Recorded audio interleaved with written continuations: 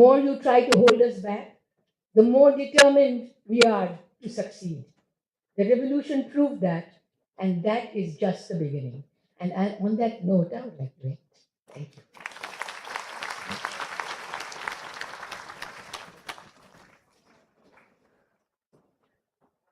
Thank you. Yes. Thank you so much, Parveen Appa. It's always delighted to hear your very thoughtful, enriching, and full of research based presentation. Now we have among us, thank you, Mama, for making it. Can you stand, Umama? Can you stand, please, for our students?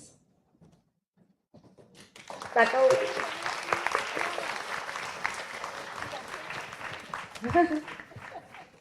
Thank you. আমি ওকে টেনে এনেছি, ওর class ছিল।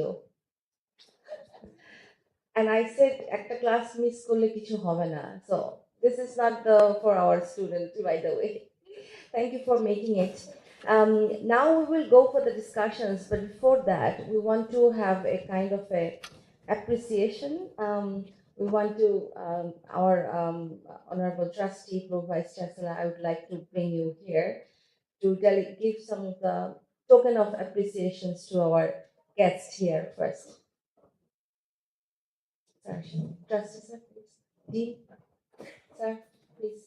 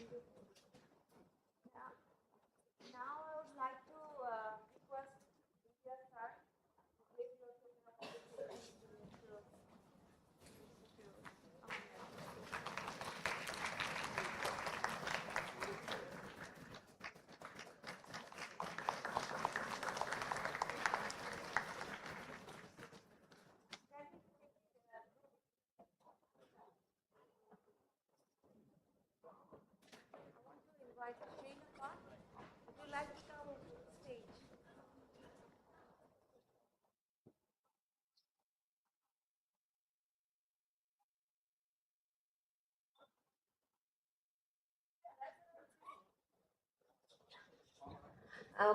We are very delighted to have many of our guests, well wishers, and I would like to invite you all actually to come on the stage to take a group of picture to remember this moment. And I also request our faculty to join, GHG faculty. Mahinapa, Shirinapa, Appa please, আপনারা একটু আসেন. Ambassador Tariq Karim, sir, please come. So may I request Gitara Nasrin and Reham Ahmed to come and join us for the photograph.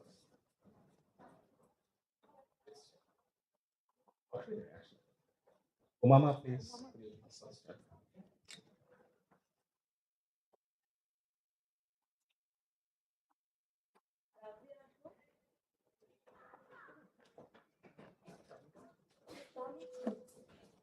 May I request my colleagues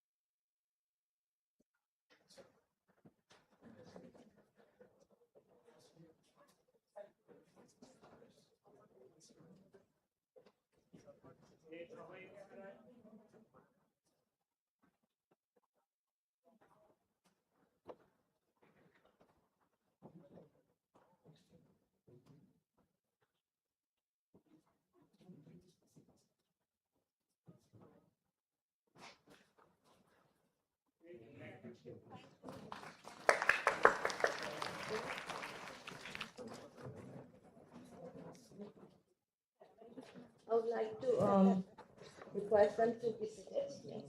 Now I would like to hand over to Professor Imtiaz Hussain, who will share this next session where we have our three distinguished speakers who will be talking about the theme of the today's discussion session. So Imtiaz sir, you will conduct from there.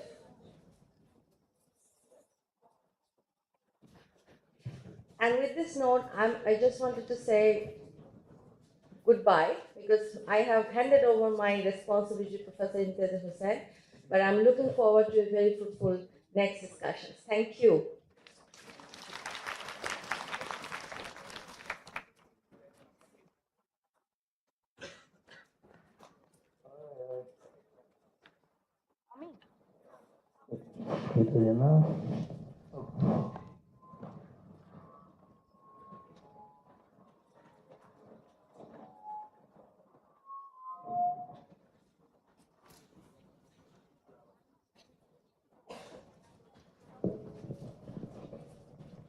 I really think that is a very stimulating presentation, especially when we heard about the differences that have existed throughout history in interpreting the Quran.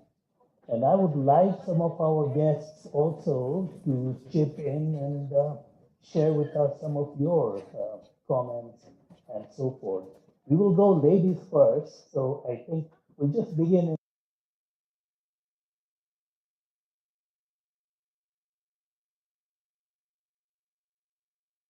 On everything that Parveen Appa has shared with us.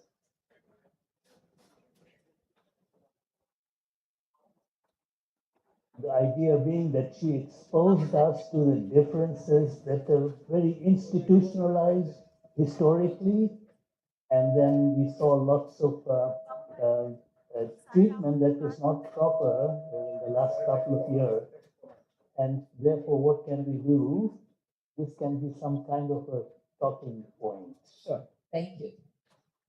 Thank you, Professor Pardin Hassan. That was actually very illuminating in terms of the long history and the depth that you've provided in your talk.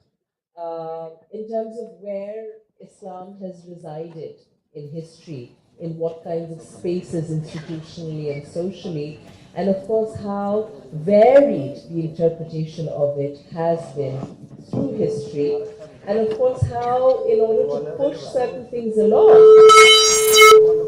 certain radical interpretations at various points in history and time have been required. So I think where we stand right now, first of all, I come in as an anthropologist. I don't come in as somebody who can speak to art and aesthetics or even legal reform, but somebody who sort of studied how women engage with Islam and have some kind of an academic background. So I'd like to say that Parveen Appa talked about the reformist impulse that we've seen throughout Islamic history, throughout the history of how Muslims have lived in a variety of societies. And academically, on the woman and religion, woman and Islam question, that has a place. So we know the work of, let's say, Muslim feminists such as Fatima Mernissi, or Asma Barlas, or Amina Wadood, or Kisha Ali, and there are more recent ones as well. Kisha Ali, I'm talking about, even Kisha Ali is about 18, 20 years ago. There's more recent work as well. And what they've done is they've really looked at and Pratidin-b has shown us some of that work. She's shown us some work, some interpretive things from Lale Bakhtiyar's Quran. What they've done is they looked at the text and they've gone for a textual reinterpretation. And that has its place, and that's very dynamic, and it should be preserved. There are also some critiques of that methodology. So, for example, there are critiques that, from a scholarly perspective, in terms of how within the tradition Islam is understood and interpreted, these works have been selective. They've been based on a certain kind of cherry picking, and they don't necessarily, and it's almost like these accounts have the allegation for a lot of Muslim societies is these accounts want Islam to live up to some kind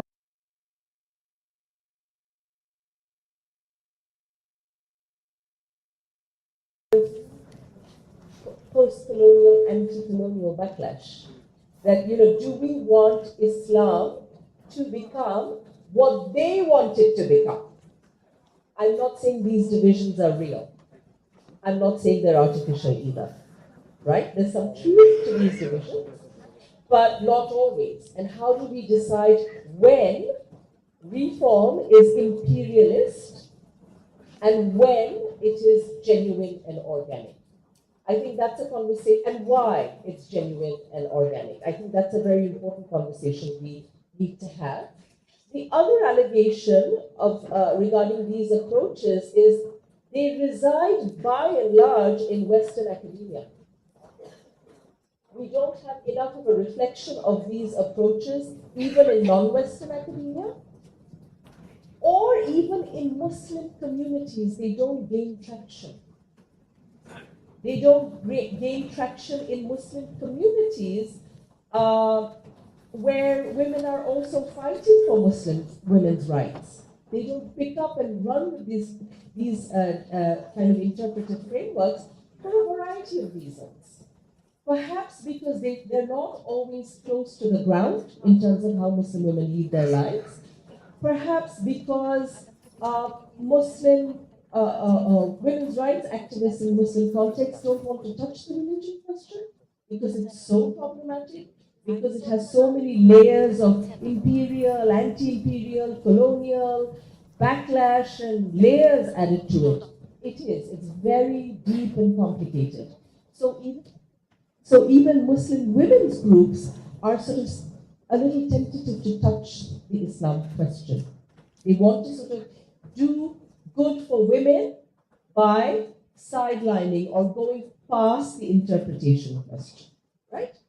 So then the question comes to, do I still have time or, okay.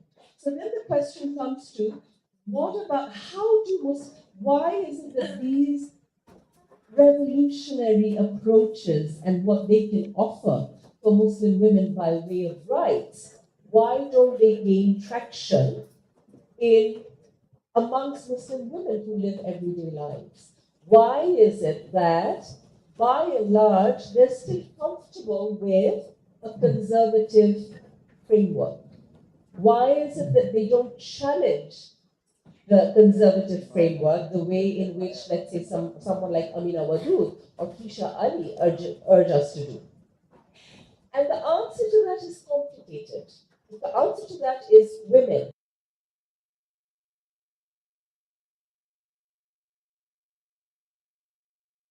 In the everyday. It's not the fact that they don't question conservative frameworks is not because they are submerged and cowered by patriarchy. They might be. We all might be. And I think we should be able to open ourselves to that question. But I think there's also been within the scholarly body of literature and work that has been produced in the last 20 years, there have also been attempts to demonstrate, mostly by anthropologists, how Muslim women live in the everyday and engage with conservative frameworks, even reenact them. So you may or may not be familiar with the seminal work of Saba Mahmood, The Politics of Piety. She worked on the women's mosque movement in Cairo. My own work on halakas and talim groups in Bangladesh. Ilora Shahabuddin's work on Jamaat-e-Islami women. What that shows is women actually, it's not that women don't have agency. It is not that Muslim women need to be saved by imperial forces, but that agency is dynamic, it's evolving. They live in the everyday, they negotiate a bit, they give up a bit, and while they don't question the ideology, it's not that internally their lives do not have dynamism. It's not that their agency is static or it's completely submerged by patriarchy. So you've got this, and you've got a reformist, possibility, textual. That's textual. What do we do with it, right? Is it enough to say that Muslim women, in a variety of contexts, even if they engage with conservative Islam, they have agency, and we must not fall into imperial traps and let that be, and let's say men be the spokespersons of their lives. We've seen that in recent times, right? While women within the Jamaat-e-Islami do have agency, and some of them are strong, and some of them make sense too, in terms of what they want for women's aspirations. But by and large, do they have the ability to come to leadership? The question then might be, do they want to? Because oftentimes you'll see us, a bunch of women put in front of you to say, we're okay with this, we don't want leadership. How do you question that? How do you question the veracity of that and still remain true to the voices that are coming out?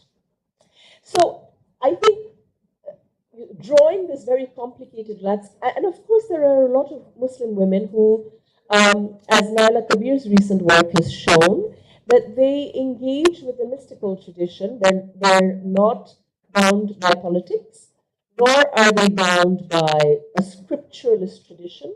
They may not even be reading. And what Naila Kabir refers to in her work as the Marfati tradition, Parveen Appa has also talked about the Sufi tradition.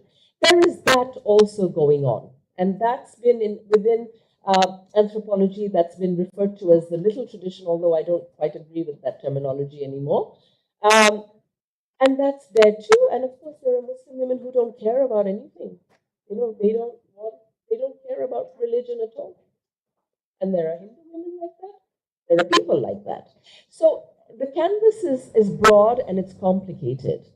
Where do we go from within this complication to draw up a pathway where, let's say, when there is backlash to reform suggestions that will be beneficial for women, what do we do with this canvas? What do we make of this canvas, and how do we mobilize it?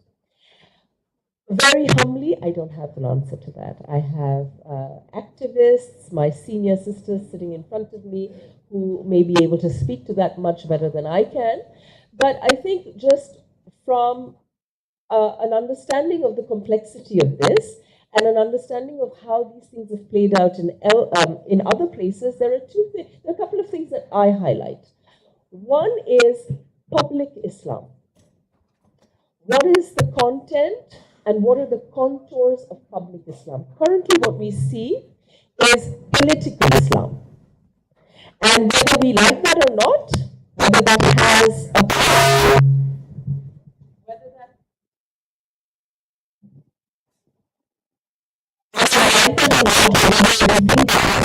exist or not, I think that's part of a much larger conversation. So I'm not going to give a flippant comment either way.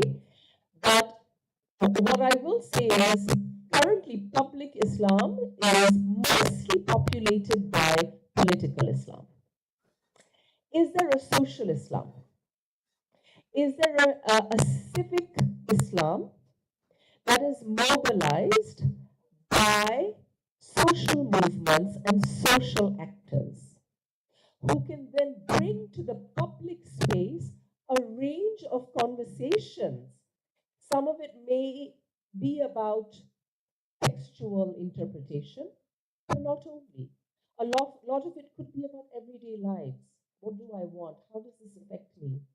I've done quite a bit of research, and I don't have the time to get into it, on young university students. And my conclusion is they want more of public Islam, but the women want to be the spokesperson for it. So that then brings us to the question of religious leadership. What kind do we have institutionally, structurally? Do we have pathways for women to come into religious leadership? And what are the social, institutional mechanisms that allow a woman to proclaim herself and then be recognized by the state, even as a religious leader? What kind of spaces can she have? Number 3, within the framework of public Islam is the question of education. Maruk and I have been in a conversation about this several times. Can IUB or